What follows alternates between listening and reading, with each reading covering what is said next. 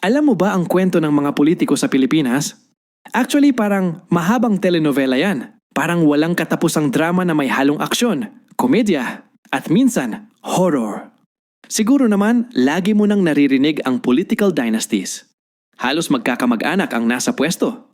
Tatay ang mayor, anak ang congressman, asawa ang governor. Parang negosyo lang, family corporation. Ito ang malupet.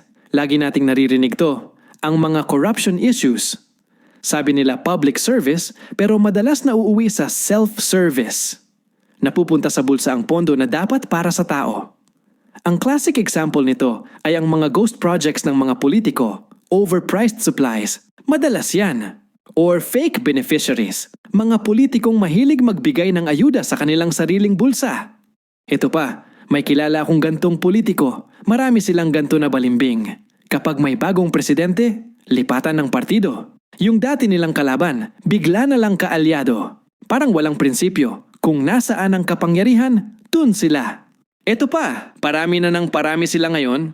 Ito yung mga showbiz crossover, mga celebrities turning into politicians. Minsan ginagamit ang kasikatan para makuha ang boto, kahit kulang sa experience sa governance. Siyempre, hindi mawawala yung mga ganong populism.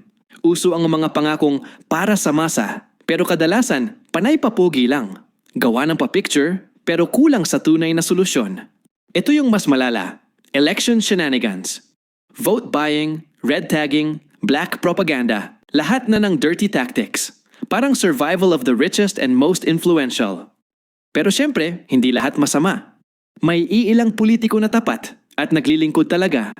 Kung siguro 20% para dun sa mga matitino at 80% doon sa mga korap ng politiko.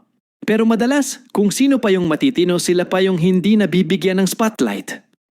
Ikaw ka Joe Facts. Naiisip mo rin ba kung kailan kaya tayo magiging katulad ng Singapore, Japan, or South Korea na mauunlad na bansa dahil halos walang corruption sa kanila?